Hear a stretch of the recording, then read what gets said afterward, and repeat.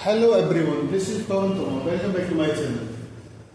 Triangles topic में introduction के अंदर करेंगे हम बेसिक प्रोपोर्शनलिटी थ्योरम, मतलब बीपीटी। शॉर्ट फॉर्म में इसको बीपीटी बोलते हैं या इसी को हम थेल्स थ्योरम का नाम देते हैं। थेल्स थ्योरम का नाम देते हैं।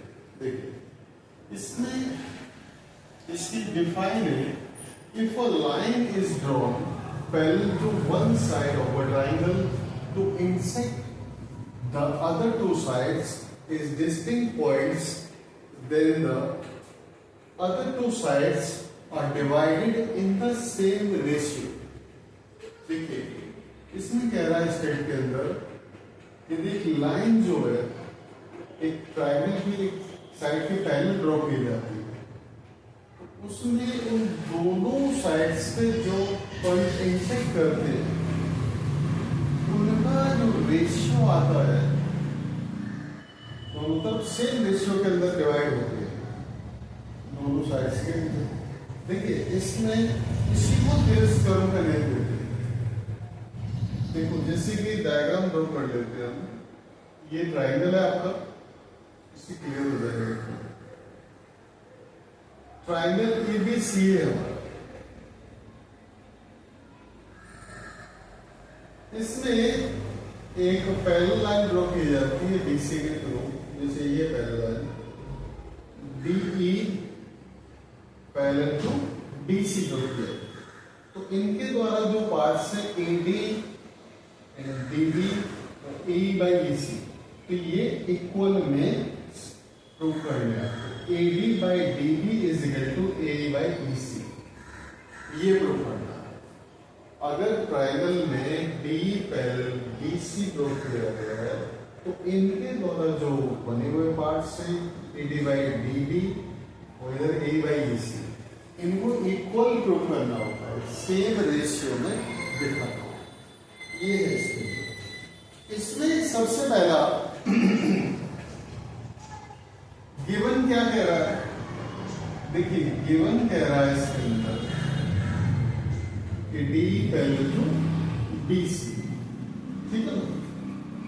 प्रूव क्या करना है आपको, टू प्रूव एडी बाय बीबी, ये लाइन जो डी पॉइंट पे इंटरसेक्ट कर रही है एबी को, एसी को ई पॉइंट पे, तो इससे बनेंगे ए बाय ईसी। ये इक्वल रेशियो में प्रूव करना, ठीक है। तो इस टाइप से हमें ये प्रूव करना है। आगे इसमें कंस्ट्रक्शन, उसके बाद प्रूफ, ठीक है ना, देखते हैं।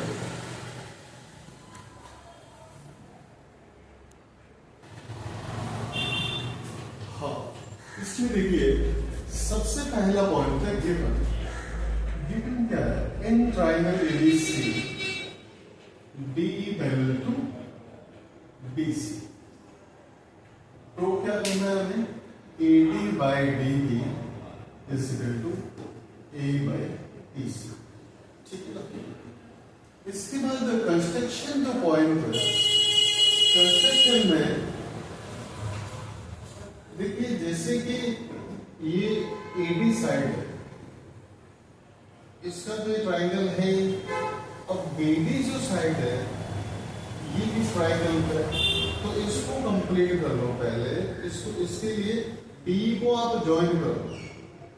क्या करेंगे, बी को ज्वाइन कर दिया तो ट्राइंगल बीडी बन जाएगा। यहां पे कर दे। इसी तरह इधर ए ही बेस है इस ट्राइंगल का, और इधर इस ट्राइंगल को बनाने के लिए होगा इसी बेस है, इसको ज्वाइन कर दिया। यहाँ पे ज्वाइन बीई एंड सीडी। अब देखो ट्राइंगल का एरिया फाइंड करते हैं तो उसके लिए परपेंडिकुलर की जरूरत पड़ती है। तो एडी ट्राइंगल है, एडी इसका बेस है, तो इसका एक परपेंडिकुलर चाहिए होगा, 90 डिग्री हमने ड्रॉ कर दिया इसका, मतलब ई एन पर।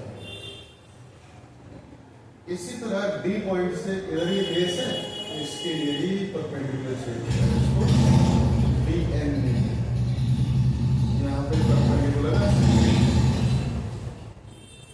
Draw E M perpendicular to A D, या पूरी साइड पे एडी, क्योंकि पूरी साइड के लिए काम करेगा, एडी के लिए डी के लिए, and D N perpendicular to A D. अब देखें आगे आता है हमारा प्रूफ। देखो अब ये बेस है, ये परपेंडिकुलर है, तो हमें एरिया ऑफ ट्राइंगल यूज करना होगा। तो एरिया ऑफ ट्राइंगल के लिए फॉर्मूला क्या होता है हमारा, half base into height formula, ठीक। तो इसके हिसाब से सबसे पहले हम इधर एडी बेस है तो एडी का एरिया निकालेंगे, एरिया ए ट्राइंगल एडी कितना हो गया इसका 1/2, एडी बेस हो गया हमारा, और इस पर परपेंडिकुलर क्या है, इसको फर्स्ट इक्वेशन का नेम दे दो। इसी तरह आप दूसरा ट्राइंगल है ये बीडी, इसे एरिया ट्राइंगल BDE 1/2, बेस क्या है इसका BD, ठीक है। अब देखो ट्राइंगल ये है, अब इसका जैसे पूरा ट्राइंगल ABE है, इसका एक पार्ट ADE BD, तो इसका परपेंडिकुलर यही सेम रहेगा जो ADE का है, ठीक है ना, वही सेम है। अब जैसे कि देखो ये ट्राइंगल है तो इसका परपेंडिकुलर ये, ठीक। अगर ये ट्राइंगल है इसका परपेंडिकुलर ये, अगर इस तरीके से कोई ट्राइंगल हो तो इसका परपेंडिकुलर यहां से ऐसे ड्रॉप करेगा, ठीक है, 90 डिग्री। इस तरीके से ट्राइंगल जो है सीधा वर्टेक्स पॉइंट से परपेंडिकुलर ड्रॉप किया गया होगा, वो परपेंडिकुलर होगा इसमें। तो इसके अंदर ये आएगा, इसमें जो है परपेंडिकुलर कितना EM, ये सेकंड इक्वेशन है। अब इक्वेशन फर्स्ट में सेकंड से डिवाइड करेंगे, divide equation first by equation second. देखिए इससे क्या बन जाएगा, area of triangle ADE upon area of triangle BD is equal to 1/2 multiply AD multiply EM upon second equation में क्या है 1/2 इंटू BD इंटू, सीधी सी बात है, LHS बाई LHS RHS पर RHS, 1/2 से 1/2 कट गया, EM से EM कट गया, तो किसके इक्वल आ गया ये AD बाय BD के इक्वल आ गया। Area triangle AD upon area triangle BD is equal to AD by BD। इसको इक्वेशन नंबर 3 का नेम दे देते हैं, ठीक है ना। इसके बाद हमारे जो AC साइड है उसमें दो ट्राइंगल है, एक ट्राइंगल ADE है, एक ट्राइंगल CDE है। उसके हिसाब से ADE का बेस क्या है AE है, और CDE का बेस क्या है EC है। इन दोनों को ले लेंगे हम, सबसे पहले इसको लेंगे ADE। देखिए तो एरिया ऑफ ट्राइंगल ADE या ADA की बात है, कितना हो जाएगा 1/2, बेस क्या है इसका AE, और इस पे जो है जो परपेंडिकुलर है क्या है DN इंटू DN, ठीक है। ये इसकी फोर्थ इक्वेशन हो जाएगी। इसी तरह दूसरा ट्राइंगल क्या है हमारा CDE, जिसका बेस CE है, C या AC, area of triangle CE 1/2 into EC इसका बेस है इंटू परपेंडिकुलर, यही सेम काम करेगा D।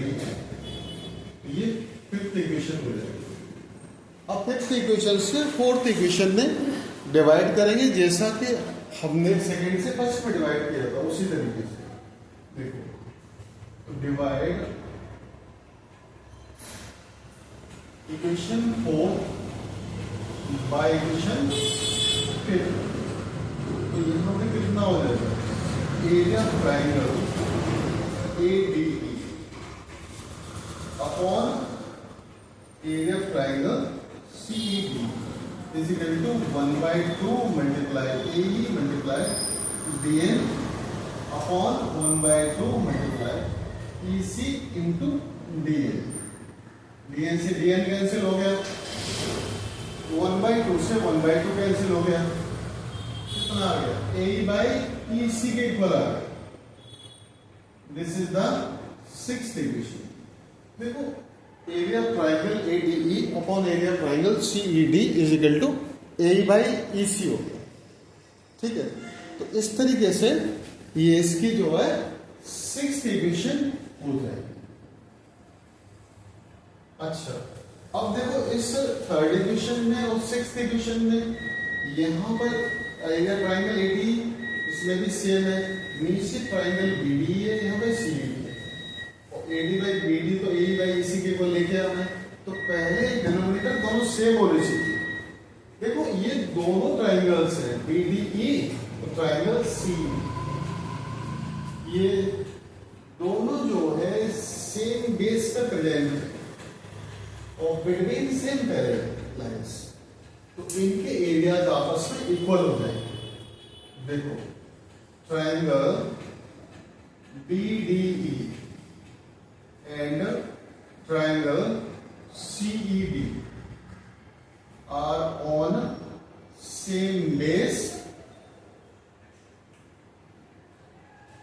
and between same parallels।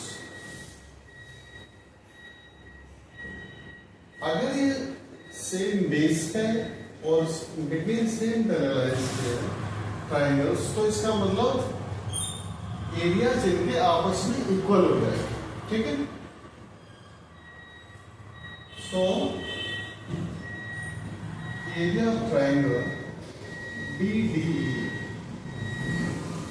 Is equal to area of triangle CED। ठीक है, इसको सेवंथ इक्वेशन में। अब देखो, इक्वेशन थर्ड, सिक्स्थ और सेवंथ, इनमें देखिए क्या खास बात है, ये इसके इक्वल है सेवंथ में, और तो इसका मतलब हमारा CED BD के इक्वल, तो इसका मीन्स इसका जो LHS है और इसका LHS दोनों आपस में इक्वल हो गए, तो सीधी सी बात है AD/BD is equal to A/EC हो जाएगा। ठीक है, तो इसका मतलब equation third, sixth and seventh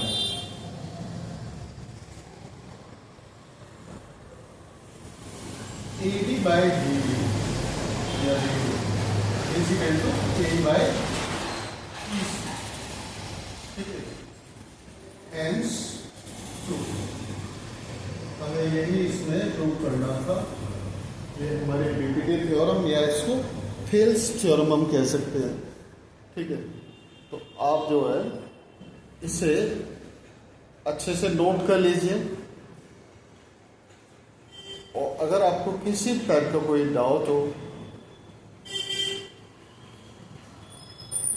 तो कमेंट्स करके पूछ सकते हैं।